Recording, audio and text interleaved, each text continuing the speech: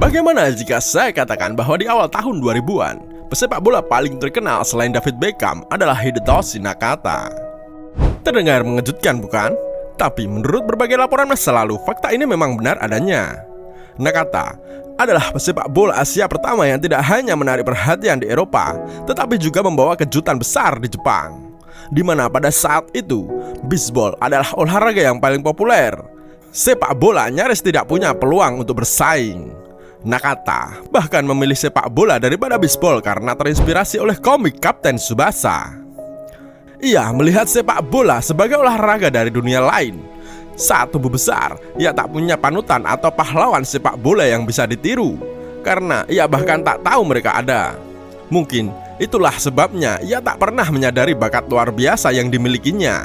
Ia pernah berkata, "Saya tidak pernah melihat diri saya sebagai pemain yang hebat. Itulah mengapa saya tahu saya harus berbuat lebih banyak. Saya harus bekerja lebih keras dan menjalani etos kerja yang luar biasa." Dengan karisma dan kebaikannya, Nakata seakan mendorong dirinya sendiri dari Jepang hingga menjadi salah satu pemain sepak bola top dunia. Namun, di usia 25 tahun, ia mulai merasa jenuh dan mempertimbangkan untuk pensiun. Kita akan sampai ke bagian itu, tetapi mari kita mulai dari awal perjalanannya yang penuh kejutan ini. Dedikasi Nakata terhadap keahliannya membuat namanya melambung. Ia mulai karirnya pada waktu yang tepat ketika kompetisi sepak bola profesional pertama Jepang, J-League, baru saja dimulai. Hanya setahun setelahnya, Nakata mencetak gol di Piala Dunia U17. Prestasinya menarik perhatian, dan 11 dari 12 klub di J-League langsung menawarkan kontrak profesional padanya. Nakata akhirnya memilih bergabung dengan Bellmare Hiratsuka. Bersama klub ini, dia dengan cepat membawa kemenangan di Piala Winners Asia dan dinobatkan sebagai pemain terbaik Asia tahun itu. Pada musim berikutnya, di usia 19 tahun, Nakata mencatatkan namanya dalam sejarah sepak bola Jepang. Ia menjadi bagian dari tim Jepang yang akan tampil di Olimpiade. Jepang yang telah absen dari kompetisi ini selama 28 tahun datang dengan ekspektasi rendah, terutama karena mereka harus menghadapi tim kuat seperti Brazil yang dihuni pemain bintang seperti Rivaldo, Ronaldo, dan Roberto Carlos. Tak disangka, Jepang membuka turnamen dengan kemenangan atas Brazil. Meski berhasil memenangkan 2 dari 3 pertandingan, mereka tidak lolos ke babak knockout karena faktor keberuntungan. Namun, bagi Nakata dan tim, ini bukanlah akhir. Mereka terus berjuang untuk memastikan Jepang lolos ke Piala Dunia pertama mereka. Nakata segera mengambil peran sentral di tim, mencetak 5 gol dalam 11 pertandingan. Semua ini memuncak pada pertandingan playoff antara Jepang dan Iran, di mana hanya satu tim yang bisa lolos ke Piala Dunia. Melawan pemain hebat seperti Ali Dai, Nakata yang masih berusia 20 tahun memberikan assist untuk ketiga gol Jepang dalam comeback yang luar biasa. Kemenangan ini tidak hanya memberinya kembali penghargaan pemain terbaik Asia, tetapi juga mengukuhkannya sebagai wonderkid terbesar yang pernah muncul dari Asia Timur. Di Piala Dunia, Nakata tampil habis-habisan. Ia bahkan mewarnai rambutnya agar lebih mencolok bagi para pemandu bakat Eropa. Dalam pertandingan pertama melawan Argentina, Nakata yang berhadapan dengan pemain-pemain seperti Zanetti dan Simeone tampil sangat luar biasa. Ia merobek pertahanan Argentina dengan mudah. Ketika ditanya tentang hal itu, Nakata mengatakan, "Saat bermain sepak bola, saya merasa seperti anak kecil, dan seorang anak kecil selalu ingin bermain dengan mainan terbaik. Jadi, ya, mungkin Zanetti menakutkan bagi banyak orang, tetapi bagi saya, dia hanyalah mainan." Nakata menambahkan, "Kami tidak benar-benar tahu seperti apa rasanya bermain di Piala Dunia. Kami tidak merasakan tekanan. Mungkin itu sebabnya saya tampak begitu tenang meski berhadapan dengan lawan-lawan terbaik." Jepang kalah di ketiga pertandingan dengan selisih 1 gol. Namun Nakata tetap menjadi favorit penggemar. Setelah Piala Dunia, banyak klub besar tertarik padanya. Sir Alex Ferguson ingin membawanya ke Old Trafford, dan Arsenal juga menunjukkan minat. Namun, bagi Nakata, hanya ada satu liga yang menarik perhatiannya, Serie A, yang saat itu menguasai dunia sepak bola di akhir tahun 90-an. Nakata ingin bermain di Italia, meski ada resiko duduk di bangku cadangan atau bahkan tersisi. Ia pun menolak Juventus dan memilih Perugia dengan transfer sebesar 4,7 juta euro. menjadi pemain Jepang kedua yang bergabung dengan Serie A setelah Kazuyoshi Miura. Dalam waktu 5 tahun, Nakata berubah dari seorang yang tak dikenal menjadi pemain di liga paling bergengsi di dunia, dan ia menjadi sorotan di Jepang. Dengan rendah hati ia berkata, "Aku tidak pernah bermaksud menjadi seorang idola, tetapi sekarang aku tidak boleh mengecewakan siapapun." Meski begitu, banyak orang Italia masih skeptis, menganggapnya hanya sebagai strategi pemasaran untuk menjual lebih banyak jersey. Memang benar, jersinya laris manis. Beberapa sumber mengklaim hingga 70.000 jersey terjual dalam beberapa hari setelah pengumumannya. Namun, persepsi publik Italia mulai berubah pada debut Nakata di Serie A, dengan dukungan 5.000 penggemar Jepang yang datang jauh-jauh untuk menyaksikannya bermain. Nakata langsung menunjukkan kemampuannya, membuktikan bahwa ia bukan sekedar gimmick pemasaran. Pada bulan Januari, Nakata mencetak 2 gol melawan Juventus, disusul gol-gol lainnya ke gawang tim besar seperti Fiorentina dan Milan. Penampilannya yang luar biasa dan sentuhan halusnya membuat para penggemar terpukau. Penghargaan terbesar datang ketika ia dinominasikan untuk Ballon d'Or dan pemain terbaik dunia FIFA. Meski baru berusia 20 tahun, ketenarannya pun melonjak tajam. Laporan di Jepang bahkan menyebutkan bahwa Nakata lebih dicintai dan terkenal daripada kaisar sendiri. Di Perugia, sekitar 20 wartawan Jepang selalu mengikutinya, mencatat segala sesuatu mulai dari makanan yang ia konsumsi hingga gaya rambutnya. Keamanan seringkali harus mengeluarkan mereka dari lapangan latihan karena antusiasme yang berlebihan. Nakata mania sedang memuncak, hingga pertandingan persahabatan kecil pun disiarkan ke seluruh dunia demi memenuhi hasrat para penggemarnya. Untuk meredakan antusiasme ini, Nakata membuat blog yang berisi cerita tentang kehidupannya sehari-hari, yang diikuti hingga 15 juta pembaca setiap harinya. Meski popularitasnya tinggi, itu sama sekali tidak mempengaruhi performanya. Ia terus tampil impresif, mendapat nominasi Ballon d'Or serta penghargaan pemain asing terbaik di Serie A. AS Roma kemudian mengamankan Nakata dengan nilai transfer sebesar 22 juta euro, menjadikannya pemain Asia termahal saat itu. Bayangkan saja, di tahun yang sama Henry pindah dari Juventus ke Arsenal dengan harga 14 juta euro, di mana itu lebih murah 8 juta euro dibanding Nakata. Di musim penuh pertamanya bersama Roma, Nakata mulai merasakan tantangan besar. Banyaknya pemain asing hebat seperti Cafu dan Batistuta di tim membuat Roma harus memenuhi kuota pemain lokal, sehingga Nakata kesulitan mendapatkan waktu bermain. Saat ia diberi kesempatan bermain, ia sering ditempatkan di posisi yang lebih defensif demi mengakomodasi bintang utama tim, Francesco Totti, yang sebenarnya tidak ideal untuk gaya permainan Nakata. Namun, di tengah semua itu, Nakata menciptakan momen luar biasa dalam waktu singkat yang membuatnya dikenang sebagai legenda klub. Dengan 5 pertandingan tersisa di musim itu, Roma berada di puncak klasemen dengan kesempatan memenangkan gelar Liga pertama mereka dalam 28 tahun. Mereka harus menghadapi Juventus yang berada di peringkat kedua. Hanya 6 menit sejak pertandingan dimulai, Roma sudah tertinggal 0-1. Hingga menit ke-50, skor belum berubah dan Roma berada di dalam tekanan besar. Ketika Totti ditarik keluar dan digantikan oleh Nakata, momen perubahan dimulai.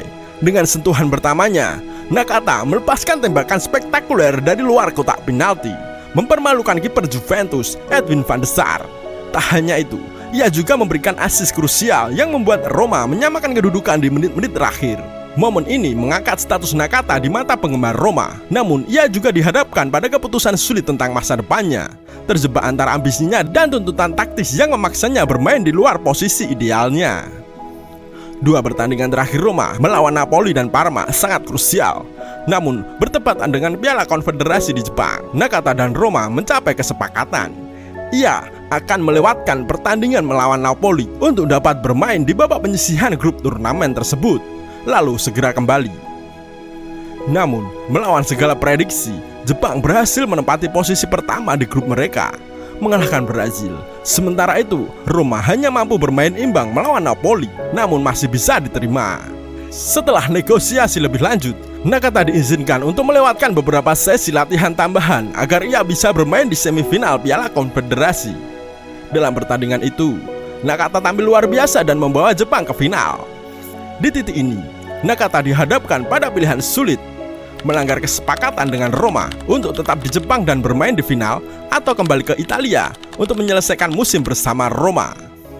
Meski sulit, Nakata memilih jalur aman dan kembali ke Roma, menyaksikan dari jauh saat Jepang kalah di final melawan Perancis. Meskipun Jepang gagal menang, Nakata membawa pulang medali perak, bola perunggu, dan penghargaan sebagai salah satu pemain terbaik sepanjang turnamen. Di Italia, Roma mengalahkan Parma dengan skor 3-1 dalam pertandingan penentu, menjaga selisih 2 poin dari Juventus dan mengamankan gelar Serie A. Walaupun Nakata tidak banyak bermain di akhir musim, kontribusinya selama 31 menit yang legendaris melawan Juventus menjadi sorotan penting. Catatan sejarah akan selalu mencatat bahwa Roma memenangkan gelar, dan bagi Totti dan tim, ini adalah momen berharga. Namun, keterbatasan waktu bermain dan rasa kecewa karena tidak bisa bermain di final membuat Nakata mulai mempertimbangkan untuk meninggalkan Roma, meskipun ia dikelilingi oleh pemain-pemain hebat di sana. Nakata akhirnya memilih pindah ke Parma, sebuah keputusan yang mengejutkan banyak orang karena Parma dianggap kurang prestisius dibanding Roma. Namun, yang lebih mengejutkan adalah besarnya biaya transfer, yaitu 28 juta euro, angka yang sama dengan yang dibayarkan Manchester United untuk Van Nistelrooy, meski usianya hanya terpaut setahun lebih tua dari Nakata. Di klub barunya, Nakata memulai dengan sangat baik, meraih nominasi Ballon d'Or lagi.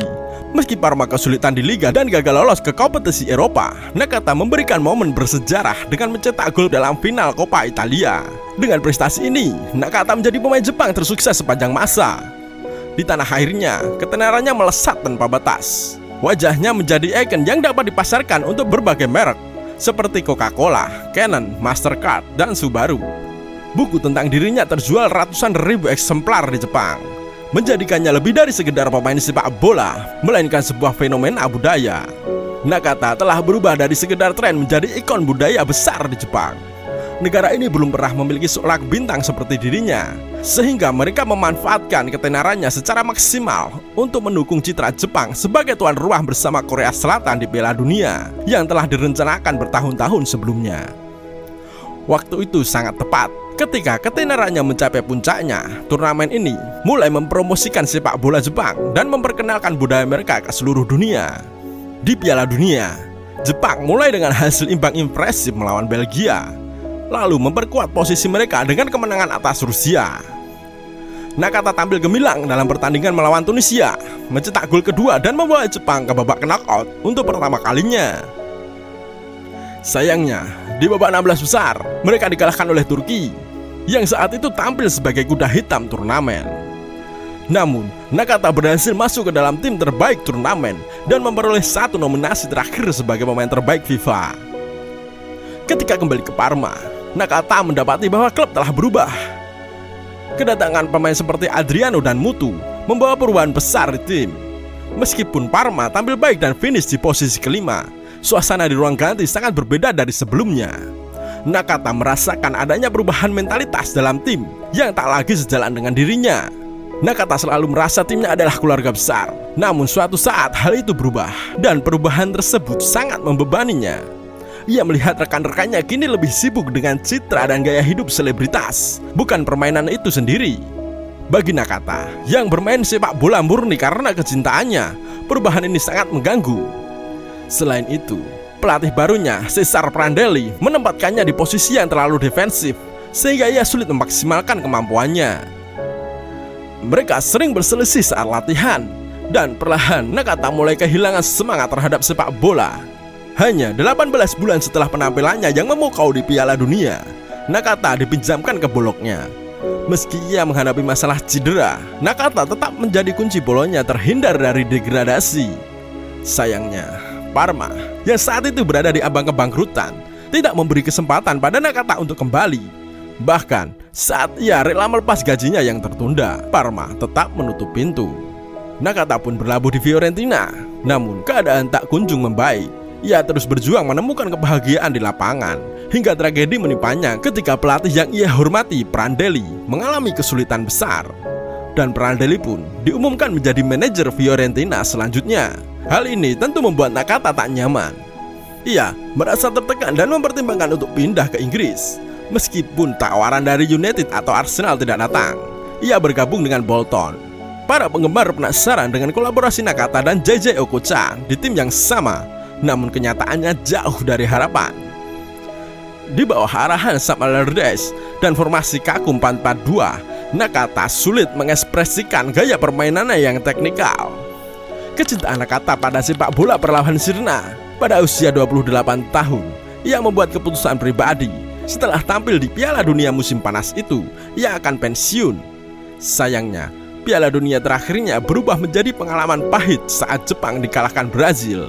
Setelah peluit akhir berbunyi, Nakata yang dikenal tegar terjatuh dan menangis di lapangan, menyadari bahwa ini adalah akhir dari perjalanannya. Dalam refleksinya, Nakata berkata, "Setiap hari, aku semakin menyadari bahwa sepak bola telah menjadi bisnis besar. Dimainkan rekan-rekanku demi uang, yang menghilangkan kesenangan dari semuanya. Aku bermain untuk kesenangan, dan tanpanya tidak ada lagi yang bisa dimainkan."